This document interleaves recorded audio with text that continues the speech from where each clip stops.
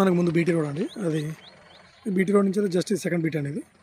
ఇది ఇంట్లో కానుకొని ఇది మొత్తం విలేజ్ అండి. విలేజ్కి మనకు బ్యాక్ సైడ్లో మనకు ఒక 60 గుంటల సైట్ వచ్చిందండి. 60 గుంటల సైట్ ఈస్ట్ వెస్ట్లో మంచి 60 గుంటల సైట్ అండి. ఇది సైట్ చుట్టూ మంచి కడీలు వేసి మనకు జాలి కూడా వాతుందండి. ఫెన్సింగ్ ఇట్లా వేసి ఉందండి. మనకి ఇందులో ఒక బోర్ ఉంది, అది కనిపించేది బోర్ అండి. ఇది మనకి ఇది మొత్తం 60 గుంటల సైట్ అండి. 60 గుంటలు వచ్చేసి 70 లక్షలు చెప్తున్నారండి. గంప గుర్తు 70 లక్షలకి ఇస్తాను. రైట్ దగ్గర ఉందండి జెన్యున్గా. ఇది మనకు హైదరాబాద్ 4 వేకి వచ్చేసి జస్ట్ ఒక 6 కిలోమీటర్ దూరంలో ఉంటుందండి సైట్. ఇది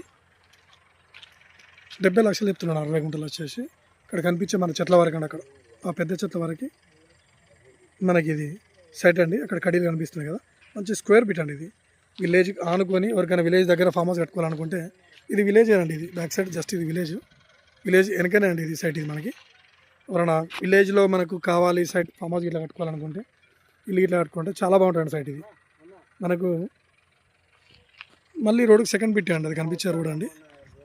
70 lakhs మొత్తం గుత్త అండి. ఇది 60 గుంటలు 70 లక్షలు అండి. ఇది మంచి సైట్ అండి. మంచి ఛాన్స్ ప్రాపర్టీ అనుకోవచ్చు అండి. ఎందుకంటే ఇది 60 గుంటలు వచ్చేసి 70 లక్షలు చెప్తున్నారండి. మళ్ళీ హైదరాబాద్ టు కరీంనగర్ వెళ్ళే రాజీవ్ రహదారికి జస్ట్ ఒక 6 కిలోమీటర్ దూరంలో ఉంటుందండి. మనకు ఒక కలెక్టర్ ఆఫీస్ కూడా జస్ట్ ఒక 9 కిలోమీటర్స్ దూరంలో ఉంటుందండి సైట్. ఇది ఇదంతా రోడ్ ఫేస్ అండి.